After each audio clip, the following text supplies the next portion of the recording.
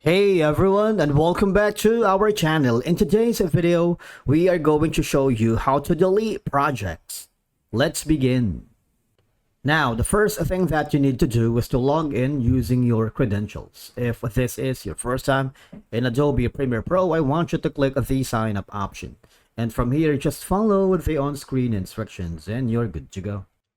To delete the Adobe Premiere Pro projects, you'll need to consider both the project files and of course the associated media files. All right. So basically this is how you can do it. Number one option is I want you to go to the project panel. Now, if you can't find the project panel, you might want to go to the Windows, click the workspaces and look for the project panel. All right. If you click the all panels, it would give you that. You see there's an option here that says projects. All right. Now, if you can't see it, just hover to the left side panel of your dashboard. You see this small ruler icon. I want you to drag the space going to the left, and that would give you the project panel, which is this one right here. All right. So let me do that again. Drag it here, and there's kind of like a hamburger menu. If you click that, you should be able to have this option.